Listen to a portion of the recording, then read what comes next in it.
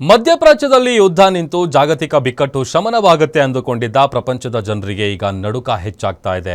Gas ಇಂಧನ ಅಭಾವದ ನಡುವೆ ಹಾರ್ಮುಜ್ ಜಲಸಂಧಿ ಮೇಲೆ ಅಮೆರಿಕ ದಿಗ್ಬಂಧನ ಹಾಕಿದ್ದು ಮತ್ತಷ್ಟು ಉದ್ವಿಗ್ನತೆ ಹೆಚ್ಚಾಗಿದೆ. ಅಮೆರಿಕದ 15ಕ್ಕೂ ಹೆಚ್ಚು ಯುದ್ಧ ನೌಕೆಗಳು ನಾಕಾಬಂದಿ ಹಾಕಿದ್ದು ಇರಾನ್ ಹಡಗುಗಳು ಸಮುದ್ರದಲ್ಲೇ ಸಿಲುಕಿಕೊಂಡಿವೆ. ಈ ಬಗ್ಗೆ ಒಂದು ರಿಪೋರ್ಟ್ ಇಲ್ಲಿದೆ. 1.5 ತಿಂಗಳಿನಿಂದ ನಡೆಯುತ್ತಿರುವ ಇರಾನ್ ಮೇಲೆ ಇಸ್ರೇಲ್ ಅಮೆರಿಕ ಯುದ್ಧ ದಿನದಿಂದ ದಿನಕ್ಕೆ ತೀವ್ರ ಸ್ವರೂಪ ಪಡೆದುಕೊಳ್ಳುತ್ತಿದೆ. 1.5 ತಿಂಗಳಿಂದ ಹಾರ್ಮುಜ್ ಜಲಸಂಧಿಯನ್ನ ತನ್ನ ಕಪಿಮುಷ್ಟಿಯಲ್ಲಿಟ್ಟುಕೊಂಡು ಜಗತ್ತಿನ ಆರ್ಥಿಕತೆಯನ್ನು ಉಸಿರುಗಟ್ಟಿಸಿದ್ದ ಇರಾನ್ ದೇಶದ ನಿರ್ಬಂಧವನ್ನ ಅಮೆರಿಕ ಅಧ್ಯಕ್ಷ ಪ್ರತ್ಯಾಸ್ತ್ರವನ್ನಾಗಿಸಿಕೊಂಡು ಹಾರ್ಮುಜ್ ಜಲಸಂಧಿಯನ್ನು ದಿಗ್ಬಂಧನ ಮಾಡಿದ್ದಾರೆ. ತನ್ನದೇ ಜಲಸಂಧಿಯಲ್ಲಿ ಇರಾನ್ ಹಡಗುಗಳ ಸಂಚಾರವನ್ನ ಅಮೆರಿಕ ನಿರ್ಬಂಧ ಹೇರಿದೆ. ವಿಶ್ವದ ಅತಿ ದೊಡ್ಡ ತೈಲ ಸಾಗಣೆ ಮಾರ್ಗವಾದ ಹಾರ್ಮುಜ್ ಜಲಸಂಧಿಯಲ್ಲಿ ಯುದ್ಧದ ಕಾರ್ಮೋಡಗಳು ಕವಿದಿವೆ. ಅಮೆರಿಕದ ನೌಕಾ ದಿಗ್ಬಂಧನವನ್ನ ಮೀರಿ ಬರುವ ಯಾವುದೇ ಇರಾನಿನ ಹಡಗುಗಳನ್ನ ತಕ್ಷಣವೇ ಧ್ವಂಸಗೊಳಿಸುವುದಾಗಿ ಅಧ್ಯಕ್ಷ ಡೊನಾಲ್ಡ್ ಟ್ರಂಪ್ ಎಚ್ಚರಿಕೆ ನೀಡಿದ್ದಾರೆ. ಇದರಿಂದಾಗಿ ಈ ವಿಷಯ ಜಾಗತಿಕ ಸಂಚಲನಕ್ಕೆ ಕಾರಣವಾಗಿದೆ.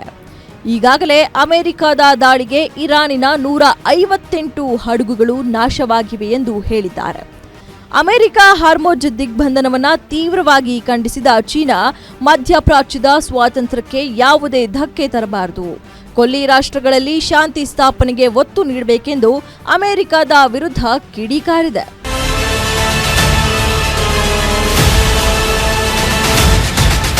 ಕಳೆದ 45 ದಿನಗಳಿಂದ ನಡೆಯುತ್ತಿರುವ ಮಧ್ಯಪ್ರಾಚ್ಯ ಸಂಘರ್ಷವನ್ನ ತಡೆಯಲು ಪಾಕಿಸ್ತಾನದ ಆತಿಥ್ಯದಲ್ಲಿ ಅಮೆರಿಕ ಮತ್ತು ಇರಾನ್ ನಿಯೋಗಗಳ ನಡುವೆ ನಡೆದ ಸಂಧಾನ ಸಂಪೂರ್ಣವಾಗಿ ಹಳಿ ತಪ್ಪಿದೆ. ಇದೀಗ ಮತ್ತೆ 2ನೇ ಸುತ್ತಿನ ಮಾತುಕತೆ ನಡೆಸಲು ಉಭಯ ದೇಶಗಳು ಉತ್ಸುಕತೆ ಹೊಂದಿವೆ. ಇದೇ ಗುರುವಾರ ಜಿನೇವಾದಲ್ಲಿ ಸಂಧಾನ ಸಭೆ ನಡೆಯಲಿದೆ ಎನ್ನಲಾಗಿದೆ. ಈ ನಡುವೆ ಇಸ್ರೇಲ್ ವಿದೇಶಾಂಗ ಸಚಿವ ಗಿಡಿಯಾನ್ ಅವರೊಂದಿಗೆ ಭಾರತದ ವಿದೇಶಾಂಗ ಸಚಿವ ಎಸ್ ಜೈಶಂಕರ್ ಅವರು ಚರ್ಚಿಸಿದರು.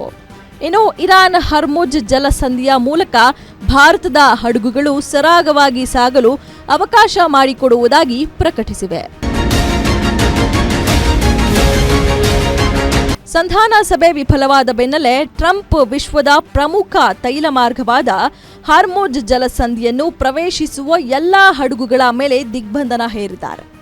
ಇದರಿಂದ ಜಾಗತಿಕ ಇಂಧನ ಮಾರುಕಟ್ಟೆ ಅಕ್ಷರಶಃ ನಡುಗಿದೆ. ತೈಲ ಬೆಲೆಗಳು ಪ್ರತಿ ಬ್ಯಾರೆಲ್ಗೆ $100 ಗಡಿ ದಾಟಿದ್ದು ಆರ್ಥಿಕ ಕುಸಿತದ ಭೀತಿ ಮೂಡಿಸಿದೆ. ಇನ್ನು ಇರಾನ್ ಜೊತೆಗಿನ ಸಂಘರ್ಷದ ಹಿನ್ನೆಲೆ ಇಸ್ರೇಲ್ ಜೊತೆಗಿನ ತನ್ನ ರಕ್ಷಣಾ ಒಪ್ಪಂದವನ್ನು ಇಟಲಿ ಸ್ಥಗಿತಗೊಳಿಸಿದೆ. ಒಟ್ಟಾರೆ ಪಶ್ಚಿಮ ಏಷ್ಯಾದಲ್ಲಿ ಉದ್ವಿಗ್ನತೆ ದಿನದಿಂದ ದಿನಕ್ಕೆ ಹೆಚ್ಚಾಗುತ್ತಿದೆ. ಬೇಕೆಂದಾಗ ಬ್ಲಾಕ್ ಮಾಡಲು ಹಾರ್ಮುಜ್ ಜಲಸಂಧಿ ಸಾಮಾಜಿಕ ಮಾಧ್ಯಮವಲ್ಲ ಎಂದು ಅಮೆರಿಕ ವಿರುದ್ಧ ಇರಾನ್ ಕಿಡಿಕಾರಿದೆ. News desk, Guarantee News, Bengaluru.